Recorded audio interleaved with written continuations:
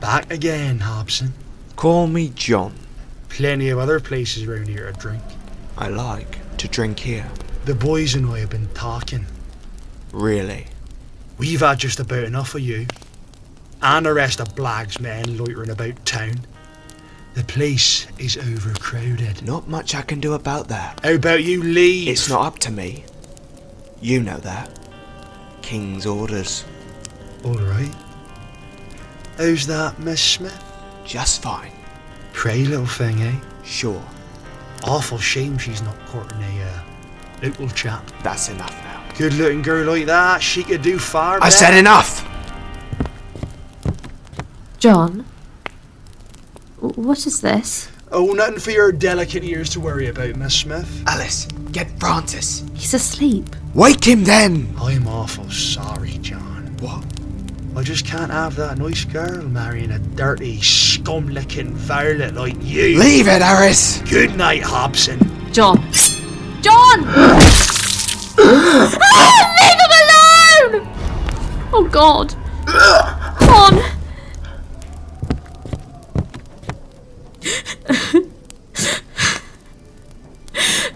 I love you. You'd be wise to keep quiet, Miss Smith.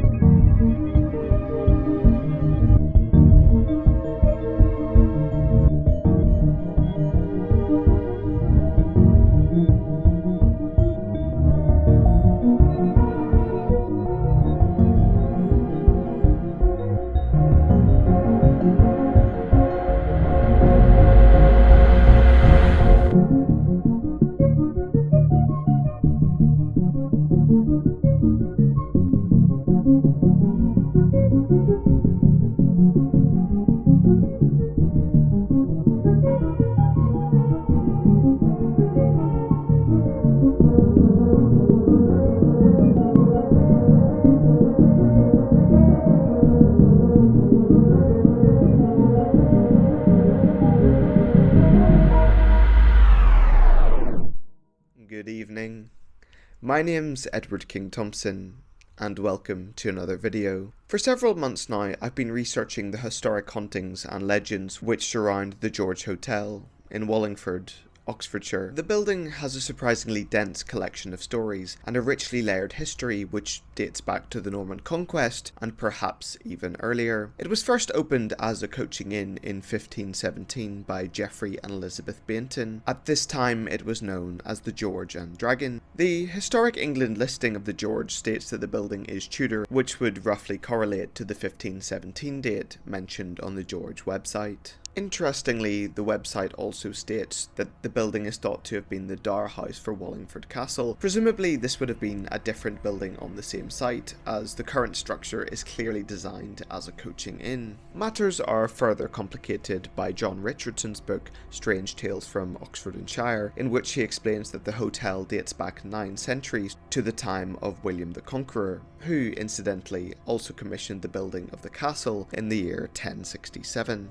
However, Richardson also states that at that time the George was on a different spot, closer to the castle. The origins of the hotel have clearly been muddied by the passage of time, but Richardson's proposed date does suggest a direct correlation with the castle. Based on the available evidence, my theory is that the castle's dower house, built contemporary to the castle itself, was later repurposed as the first iteration of the George. This building, long since demolished, was eventually replaced by the coaching inn on High Street, opened in 1517, the Baintons carrying on the original name of the George. With such a lengthy and mysterious history, it's fitting that the walls of the George Hotel hold a plethora of mysterious folklore and more than a few ghosts. The most famous ghost story surrounding the hotel is that of room 214, the Teardrop room. The tale dates back to the mid-17th century against the backdrop of the English Civil War. Following events on the 22nd of August 1642, when Charles I raised his standard as a call to arms against the Parliament, Wallingford became a garrison for Royalist troops, with Colonel Thomas Blagg's Foot Regiment and Lord Digby's Horse Regiment stationed at the castle. A Miss Smith, daughter of landlord Francis Smith, had fallen in love with a royalist soldier by the name of Hobson or Robson. He was tragically killed, depending on the version, by being stabbed during a barroom brawl with a local, hanged nearby for an unspecified crime, or set upon by burglars and beaten to death in his own home. Some say on orders of the landlord. Whatever the true cause, Miss Smith was apparently so distraught and inconsolable that she was confined to room 214 for the rest of her days. We'll return to this story later and discover the reasons why room 214 is known as the Teardrop room, because I'm going to spend the night in it. Elsewhere in the hotel, the apparitions of a young boy and girl are supposed to appear next to a bathroom wash basin. The room number is not specified here, and the aforementioned basins have long since been removed. Another former landlord is supposed to haunt one of the upstairs corridor, his footsteps pacing the carpet above the covered archway. Dick Turpin, the infamous English highwayman, is rumoured to have regularly stayed at the George. He is said to have kept a room above the courtyard, stationing his horse, Black Bess, below, so that he could make a quick getaway should the authorities catch wind of his location. The former Royalist bar, now the Beastro, and the cellar below the tavern bar are associated with shadowy figures and disembodied footsteps respectively. But before we investigate these legends any further, I think it's time to pay a visit to the George Hotel and investigate these stories firsthand. I'd like to thank Peel Hotels, and specifically Scott West and Libby Roberts, for granting me permission to film inside the premises. I began my investigation on the ground floor in the tavern bar.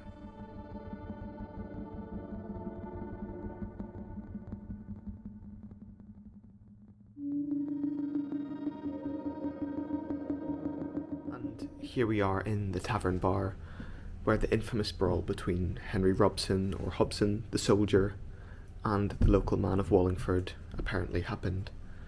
Got this lovely inglenook fireplace here, which I'm not sure if it is contemporary to the building of the tavern bar, but it certainly has some great age to it.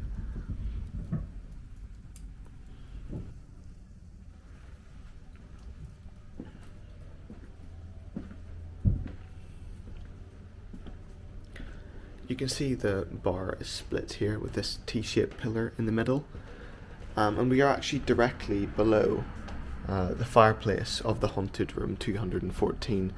At some point the lower half of the fireplace was removed to make way for this new bar. A bar manager who preferred not to appear on camera relayed a frightening story to me surrounding this door. One evening, shortly after starting her job there, it was the height of summer, so the door was held open on a hook. Suddenly, without warning, the door slammed shut with great speed and force. Now this was very strange, as the door had somehow managed to unhook itself, and it had also overridden the door closer mechanism, which was supposed to prevent it from slamming. Understandably petrified, the bar manager fled the hotel and refused to work the late shift for some time afterwards. This isn't the only unsettling account from a staff member in the bar area. Like from some people that we had met before in Wallingford, they had said that like everyone says the George is haunted, but like never was heard like the story, like why it was haunted or anything, just that it was.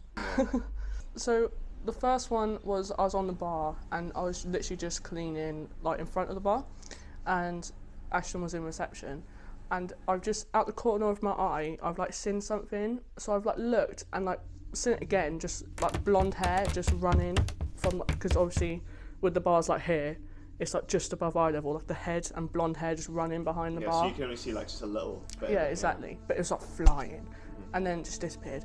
Wow. And obviously you can't go round either side of the bars, there's nowhere for you to go. And then the other one was in the kitchen, so everyone had left but there were still people eating like when they order, like right at the end. And then I took their plate, and obviously it's pitch black in there. And you know there's a chest freezer, and they're like same thing, just in it, a full 6 foot something man just ducked behind the freezer. I didn't even go and look, I just turned around and ran out the kitchen. Did you feel like he was trying to hide from you? It kind of felt like, because I kind of looked that way as he ducked, so it kind of felt like he's seen me see him, so he's trying to hide. I was like, I'm not testing that out or not at all.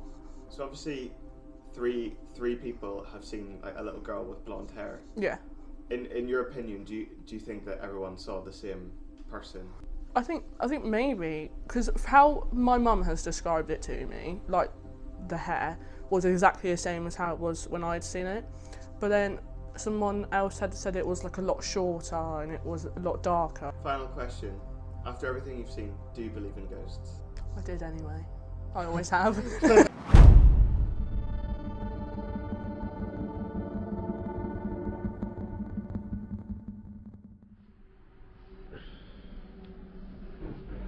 And here is the cellar below the bar. Let's descend.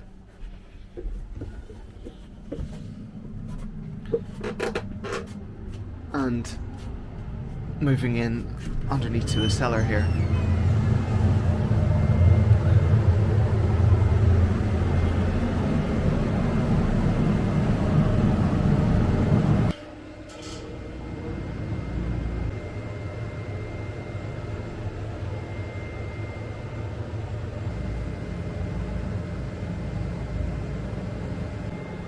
Now, I'm not sure how well you'll be able to hear me over the noise of the cooling fan, but this really is a place of some magic and antiquity.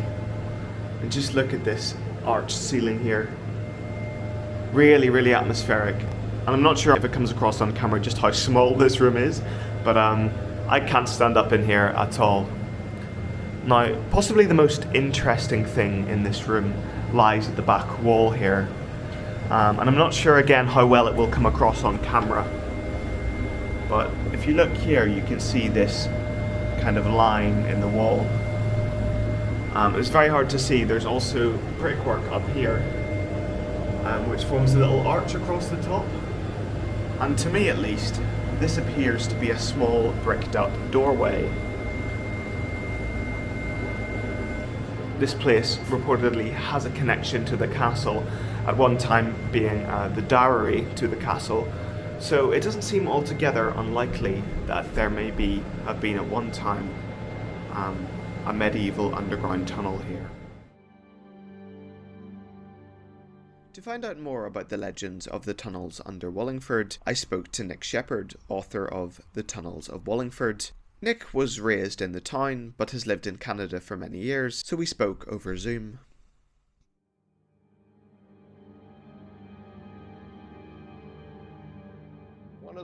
One of the challenges I think we have in life with history is that so much history is contained in stories, and those stories tend to disappear for two reasons. One is people forget, And the other is there's a cadre of people who, unless they have the facts put in front of them, will completely disagree with the idea that for example, the Wallingford tunnels ever existed. One of the battles my mother had for a number of years before she died, probably about 20 years ago, when she was still feisty and willing to have a battle. She got into a conversation with I forget her name, but she's the lady who runs the Wallingford Museum now. She's quite opinionated in the fact that there is not possibly any tunnels under Wallingford. The ground is far too gravelly, and it wouldn't possibly be likely that there were tunnels at all. And yet, as I say in the book, my cousin actually went in them as a child. They were born before the Second World War. Her father was killed in the Second World War, so while her father was away in the war, she was living with her two sisters at Flint House. So they were taken by my grandmother down into the cellar, and they were actually shown the tunnels.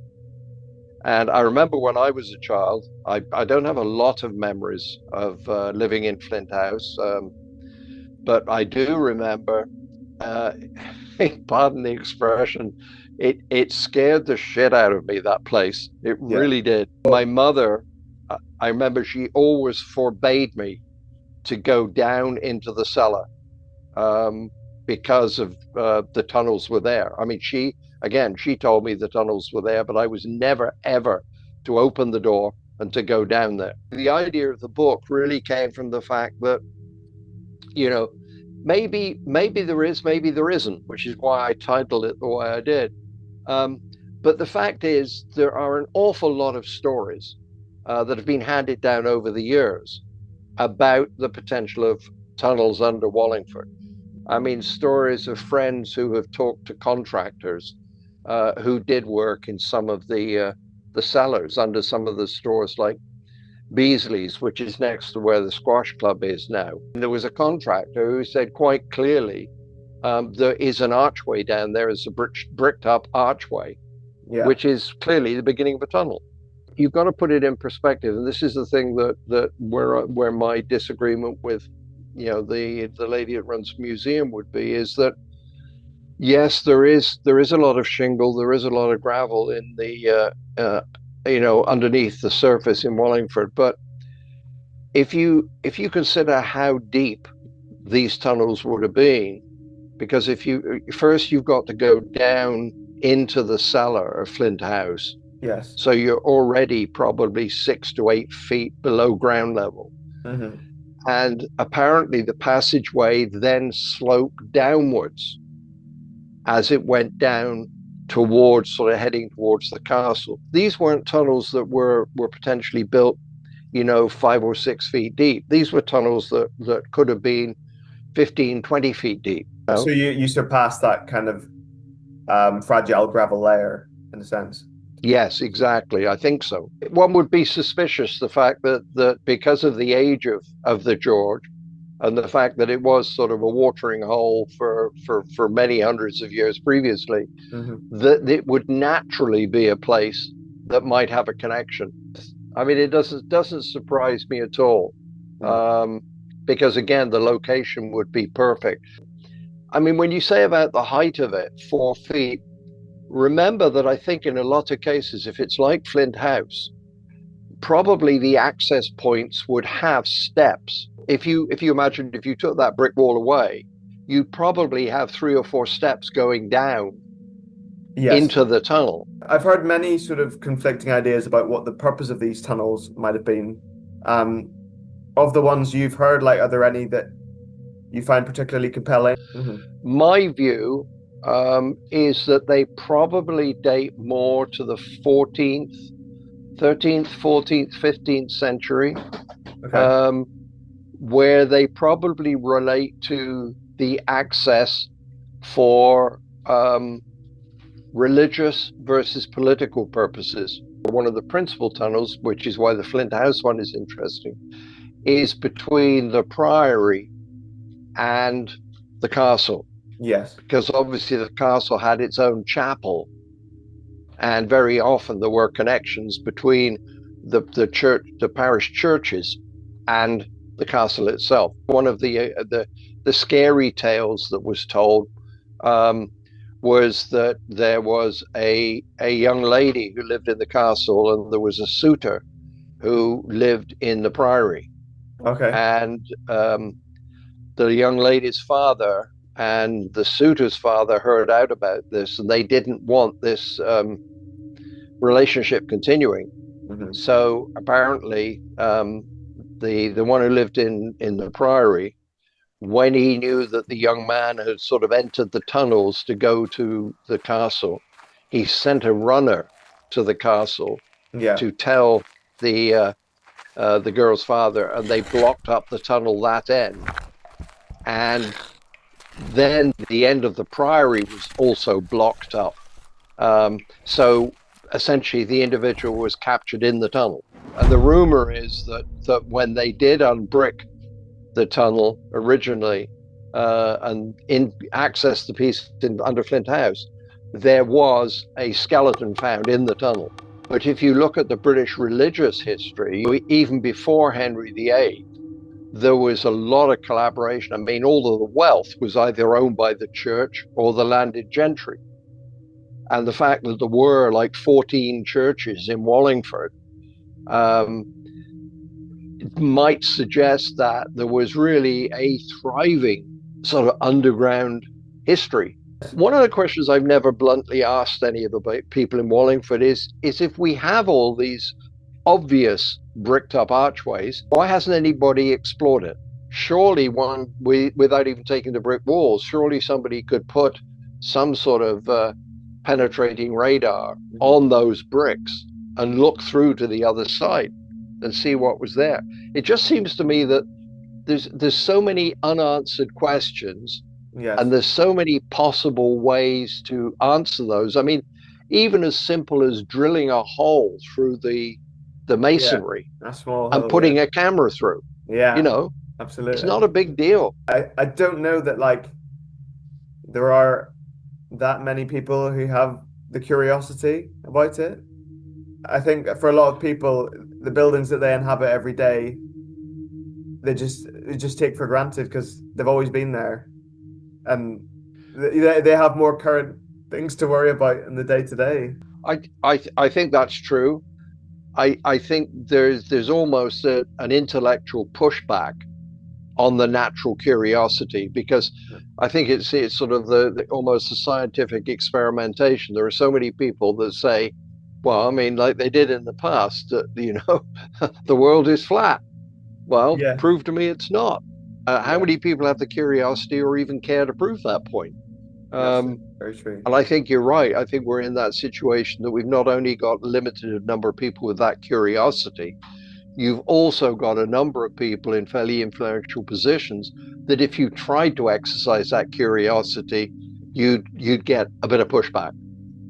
People like to hold the keys to the knowledge. I think it's a general thing in human nature.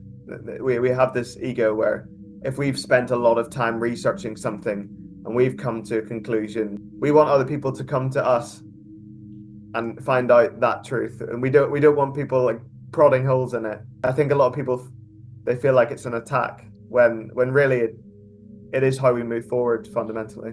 What you're essentially looking for is a champion with some money behind them, with maybe a bit of influence behind them that out trumps the influence of the people in the local historical society, who's willing to say, yeah, we should do this, and we should explore it. So I don't know. I mean, I'm sadly at an age and in a location where I can't really contribute to that anymore. Yeah. That was sort of the passion to write the book, is that I've got something to say, so I'm going to say it.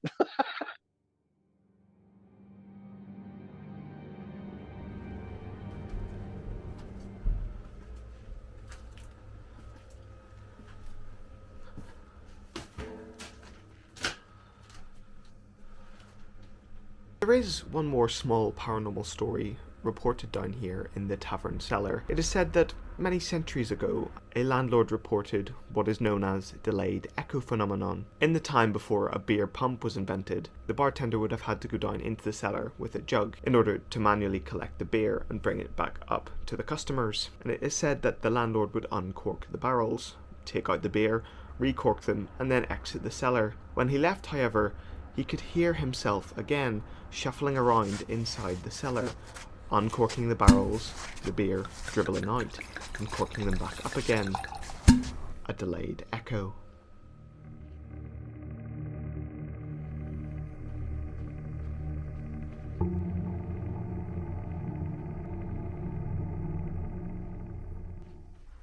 My investigation of the hotel continues on the opposite side of the building, in the Beastro. This hatch in the floor gives a clue as to the room's former purpose. It leads to a disused cellar. This room was formerly the Royalist Bar. There was supposedly another tunnel in this cellar which, according to John Richardson, led to the town hall. The area is known for having cold spots which are said to be connected to the old beams. Perhaps Richardson is trying here to describe a variation on the stone tape theory, that there is some sort of energy attached to the timber framing which causes the room to be cold. The Beastro certainly is quite drafty, but I would put that down to wind funneling from the entrance beneath the archway, which is often left propped open.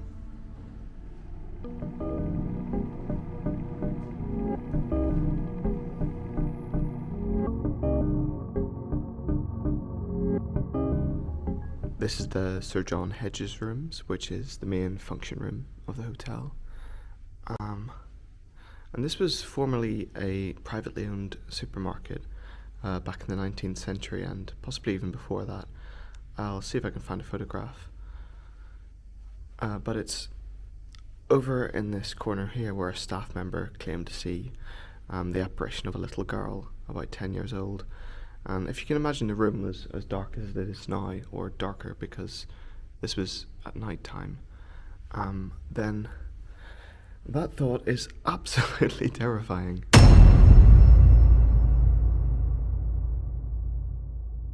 So I've worked here for the past 5 months. So before I started working here, I'd only lived in Wallingford for about 2 weeks, so I knew absolutely nothing at all. And at the end of the night, as part of my job, it's to go around the building, make sure all exits are closed, locked, and all lights turned off. Part of that is to go across to the other side, away from the tavern, which I believe to be the older side of the building.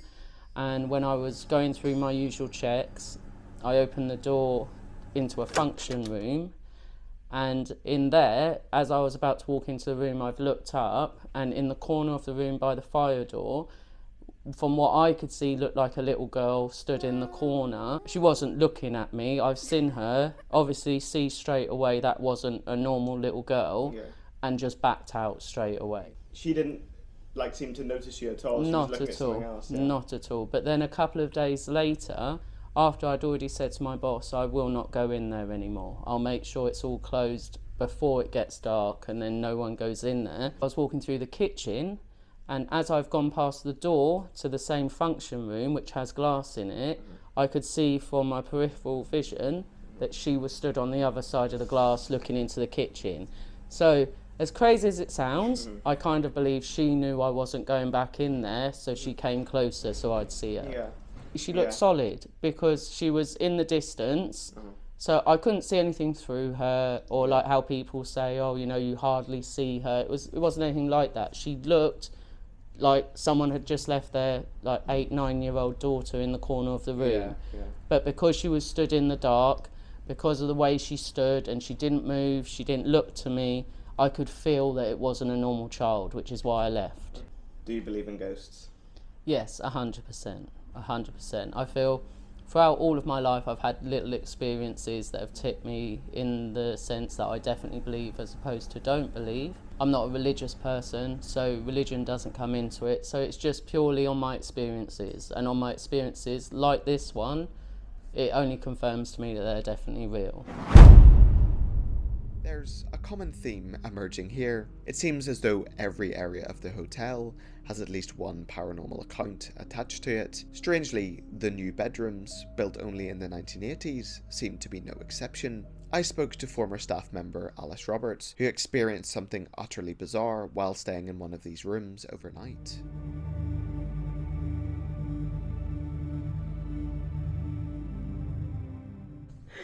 Okay, hello Alice. Hello. Well, during closes in the cellar, it was very creepy. A few doors shut. And I've heard stories from the other workers there. So tell me what happened, like give some context of the night that this happened. Well, me and Grace, someone that used to work at the George with me, we stayed there after a close. It was around like 3 a.m. and we actually watched a few of your YouTube videos that night because you showed me the account like earlier that day or something. So we were already kind of spooked out and then we were just falling asleep and like our feet kind of rolled in a bit, but I just thought Grace was doing something and she was like, Alice, do you feel that? And I was like, yeah, thinking it was her. And she said, that's like not me, it's not you. It felt like someone was sitting on the bed. You could feel the pressure like down. It was not fun. Couldn't sleep very well that night. I think it was a ghost, and I felt like it was a woman. I don't know why. We just felt like it was a girl. It felt like someone sat there. I don't have any like explanations. We couldn't explain it at all. I'm about to spend the night in room 214, supposedly the most haunted area in the whole hotel. But before I do, let's explore the immediate surroundings of the hotel and find out if there are any more contenders for all these hauntings.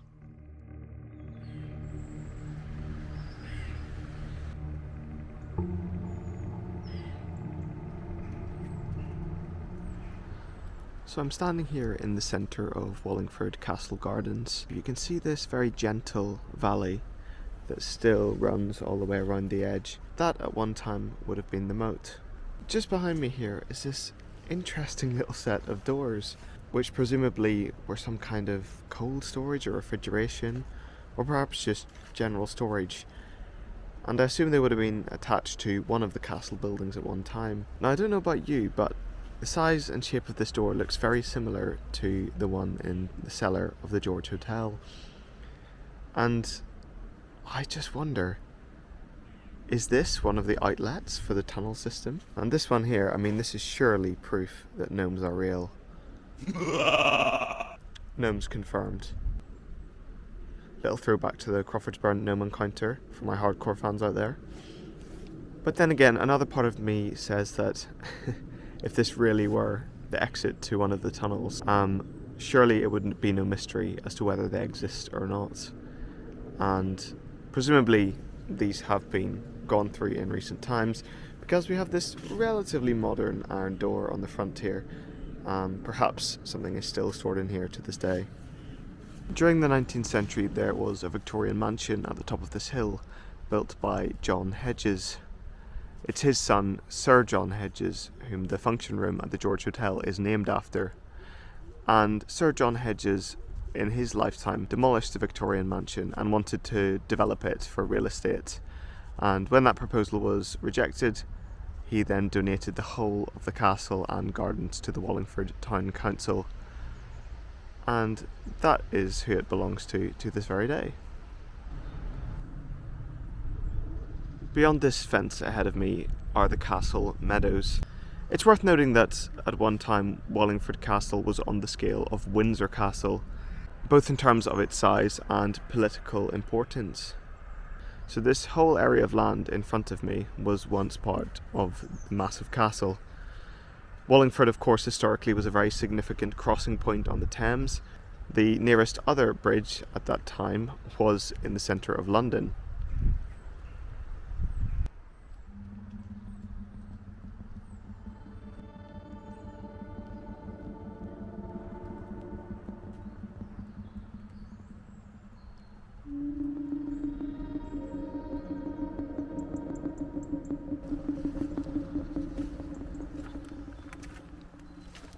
We're now entering the ruins of the castle, and as you can see there really isn't very much remaining. There's this wall here, and that larger wall and portion of tower there. Now this was, ahead of you, one of the former outer walls of the castle. But this squared section of land here is all that remains of a priest's house that was built in the 11th century. and along here is one inner wall of the priest's house. Of course, this was another victim of the dissolution of the monasteries, and it was eventually sold off. Beneath this portion of ground here are the former castle kitchens, which were filled in whenever the outer walls of the castle were expanded. They had to put the earth somewhere, and yeah, they just dumped it in on top of the former kitchens. The rather helpful notice board tells me that these are lion heads, which guard this front doorway to the former priest's house. Of course, the erosion now is so bad that I don't think I'd be able to tell what they were at all. They just look like sort of amorphous blobs. And you can see that this part of the castle has been repaired over the years, because of course ruins do disintegrate over time.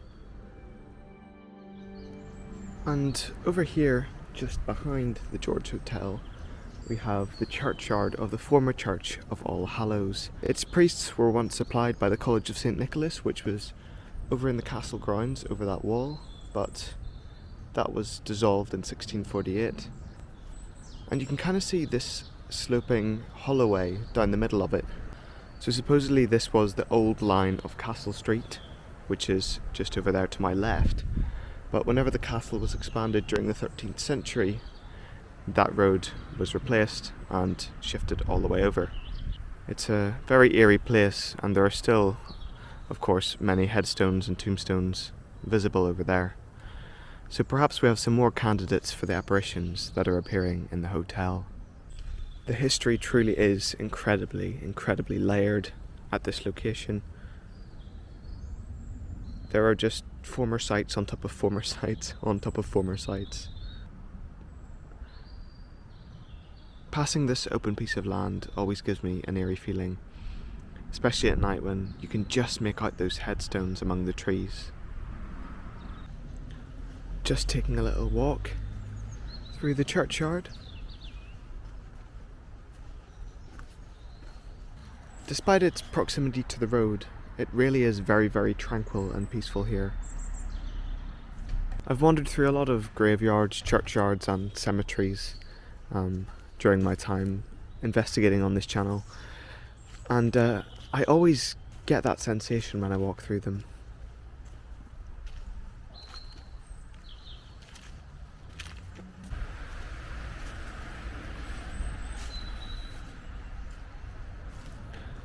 The light is really fading here, so I don't have much longer, but I just wanted to capture some of these tombs and headstones.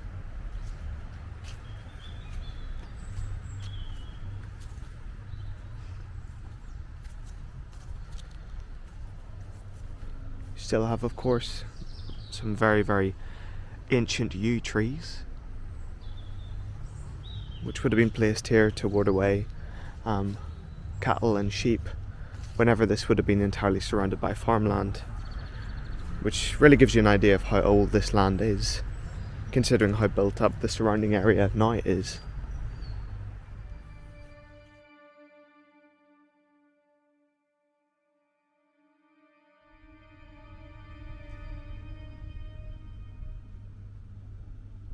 I've got the key to room 214, the supposedly haunted room. Tash is here. I'm still getting used to this camera. Tash is here. But you're not going to stay all night in the haunted room, are you? We'll see how it goes. That's how it goes. Yeah. It's literally right here. We're just in the corridor outside. I've been talking about doing this for a while, but now that we're actually here, I'm feeling a little bit nervous.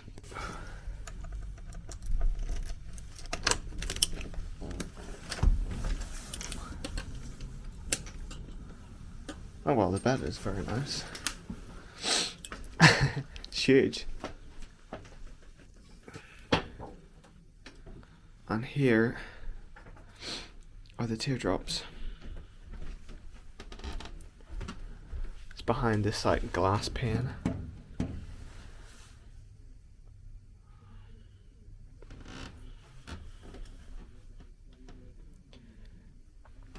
You've also got this fireplace over here, which I don't know if is original or not, but it's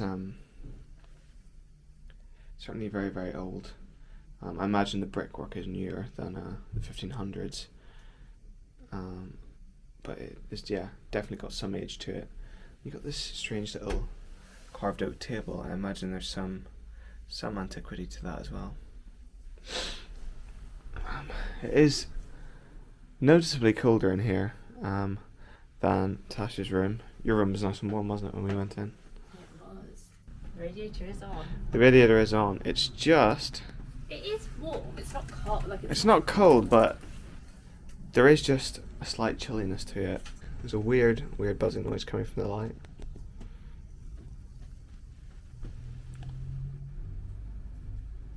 Which, hopefully it won't be annoying. Right. I've been trying to film a segment in room 214 for the last 20 minutes, and every single time I do, the camera just shuts off as soon as I face the teardrops on the wall. So I'm now just testing whether I can record anything at all. I'm here now in Tasha's lovely modern room 211. It's lovely. It's lovely, it's warm, it's brand new. It's been refurbished, I think, so it's really nice. Really nice. And I'm kind of thinking I want to stay in here now because I don't want to say anything, but the camera is working perfectly now that I've left the haunted room. Now, according to local lore, in the year 1626, preceding the English Civil War, there were royalist soldiers stationed here in Wallingford. And one of these royalist soldiers, a man named John Robson or Hobson, depending on the version you read, had caught the eye of the landlord's daughter. And the landlord at that time was apparently one Frances Smith, which would have made her Miss Smith, although we don't have a first name for this young lady. Now, reportedly they had fallen in love, and this had caused some jealousy for another local man of Wallingford. Now, late one night in the tavern bar just below this room, they got into a fight, and the local man mercilessly killed John Hobson. Reportedly, Miss Smith was so very distraught that the landlord locked her in room 214, and as she could not be consoled, she remained here for the rest of her days. And supposedly, each day she would take a little soot from the fire and her own tears and make teardrop shapes on the wall. And if you can see behind me, there are an awful lot of them, almost like a prisoner doing time who would count using lines on the wall. It is very eerie to look at, and they definitely look hand-drawn. I do wonder though if it's some kind of primitive wallpaper. And there's another little segment out in the corridor which I'll show you, which again looks like just drawings on the wall, and you kind of wonder whether this could have been covered over for a couple of hundred years and then later on have been uncovered by someone, and so the legend began. It's very eerie though.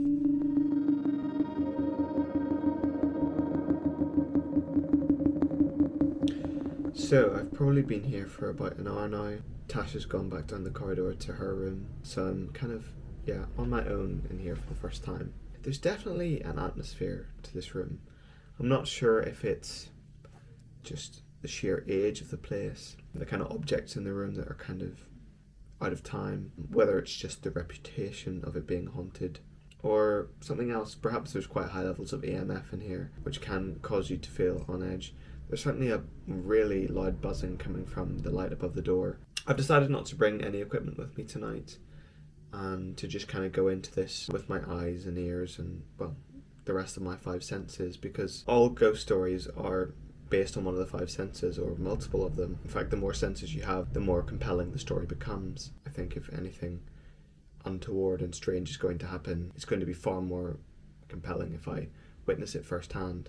And this camera are the audience's eyes, and its microphone are the audience's ears, so yeah. Let's see what happens. Cheers.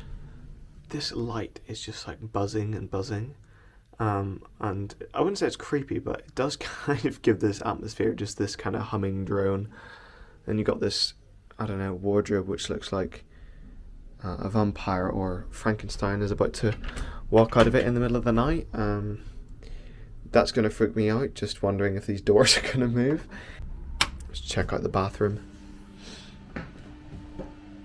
Yeah, and again, obviously, this has been updated since the 1500s, but at the same time it is fairly dated, 70s or 80s I would imagine, which again just kind of adds to the eerie atmosphere in here.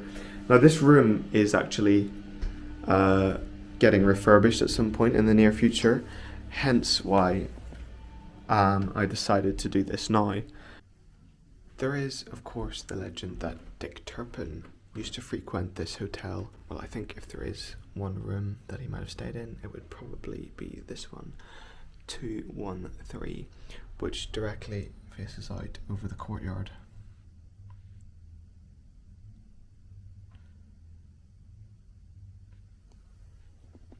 Hard to know whether Dick Turpin really did stay here. There are a lot of old coaching inns in England where he is reported to have stayed. He's mostly documented as being in the southeast of England, in Essex and other such places. It's too long ago to know for sure. I've just been editing a video. It's been very quiet in the room. I really have kind of almost forgotten that I'm in the haunted room. But I think whenever I start getting ready for bed, it's going to start to set in that I'm staying in this room. It's about 20 past 10. I'm just having a look out onto the street. I can hear a band playing outside. But I'm about to turn into bed now. The evening's been pretty quiet. There hasn't been any strange noises. The bar is about to close downstairs, so you'll be able to hear the noises of the building a bit more, etc. I've kept the lights on just so I can capture a bit of footage. But yeah, this is me about to go to bed. And I will update you if anything strange is to happen in the night. I am now beginning to freak myself out a bit. There's this weird like clicking noise that keeps happening over by the bathroom. At first I thought it was like the extractor fan just turning itself off, but I checked and it was already all switched off, and it's just this like clicking noise, like, I don't know, it sounds like a light switch, but nothing's happening. Yeah, it's just getting extra spooky now that I've turned all the lights off, etc.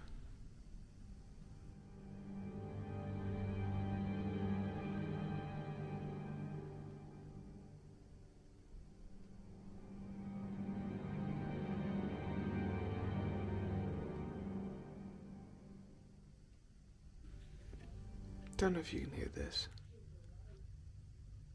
It's just this weird tapping noise coming from this corner of the room.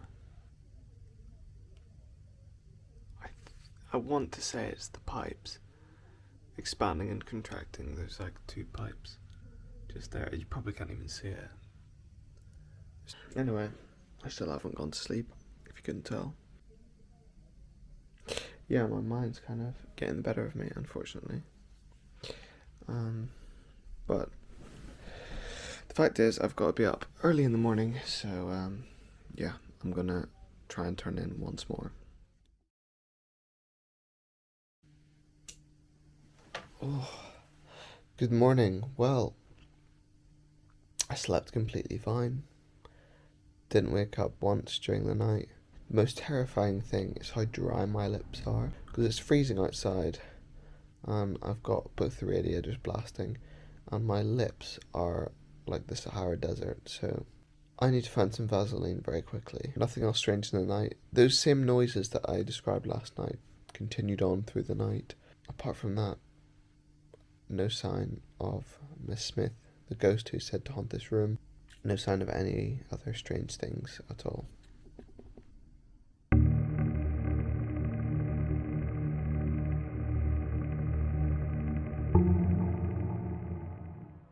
The George Hotel in Wallingford is like a functioning time machine, one with direct connections to the English Civil War and with roots that may stretch back to the Norman conquests. The accounts of hauntings at the George, while numerous, seem to lack much coherence and consistency. With the exception of Miss Smith, the Teardrop lady, the identity of the ghosts are quite murky. There is a general sense that if there are any genuine hauntings at the George Hotel, the majority of them appear to have occurred in the past. What I mean is that none of the stories which appear in the local history books or online appear to be currently active. According to Strange Tales from Oxford and Shire, the last recorded sighting of the Teardrop lady was in 1977. I didn't personally experience all that much significant during my stay, besides that initial camera malfunction. While it was quite eerie that it only happened in front of the teardrop wall, I think we can put it down to a faulty SD card. The one I was using was quite cheap, and switching to a SanDisk, well, that seemed to resolve the issue. There are, of course, exceptions to every rule.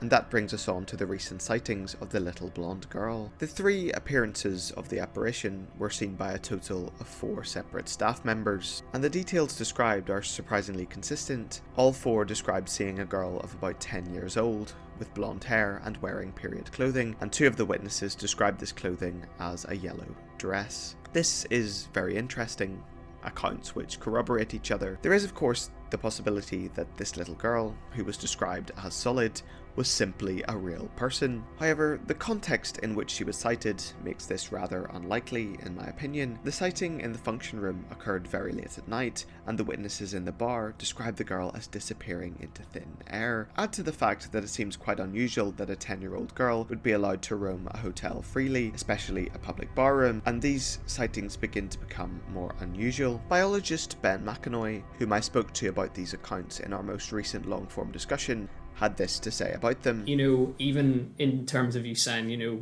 the consistency of the fact that so many people have seen it, I would almost, from a scientific perspective, I would say that that's quite a decent, you know, sample size then, in terms of like, if there was some sort of underlying scientific explanation for it, that would be quite consistent with, you know, that with there being a scientific explanation, because so many people have seen it, so and it's affecting them in the same way. In the same way that it suggests that there is something external going on. Oh, definitely. Whether it's like paranormal. I think or that's not. probably the middle ground to come to. There is that there's, you know, with consistent experiences like that at a specific point, it's more likely to be something external rather than like an internal, you know, individual kind of thing going on. Faulty electrics in the building would result in high or erratic EMF readings. The wind blowing through unusual or disintegrating architectural features could create infrasound, and there may even be traces of carbon monoxide in the hotel. Despite this, I still think it's compelling and notable that 4 members of staff may have witnessed the same apparition. Many other staff members have had unexplained experiences too, Alice's encounter in the bedroom being particularly chilling. In my view, the whole picture suggests that at least a fraction of the reported phenomenon may be truly anomalous, in other words, unexplainable by conventional means. Leaving aside the supernatural for a moment, the most compelling legend surrounding the George Hotel must surely be the tunnels beneath the building. My interview with Nick Shepherd opened my eyes to a whole new frontier of mystery which extends far beyond the walls of the George and connects to the town as a whole.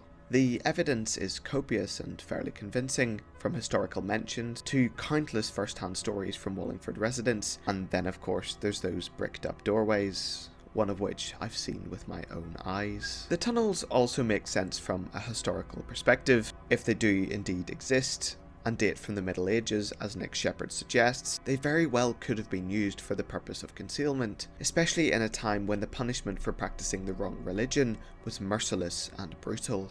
The legends of tunnels beneath Wallingford definitely warrant further investigation in a future video, but the evidence I've seen so far is nearly enough to convince me that some of these tunnels must exist or have existed at some time. The George is a rich tapestry of social history, preserved by a web of intriguing folklore, the exact origins of which remain mysterious to this day. Like many historic inns and taverns, the stories surrounding the George Hotel gift us invaluable insight into the social history of past centuries. Events which wouldn't have been deemed important enough to record at the time, but which now tell us so much about ourselves. We are left to speculate and ponder over the missing details, the aspects which have been embellished and warped by time's unflinching journey. Do the ghosts of former hotel employees and guests still haunt the George? I'll leave that up to you to decide.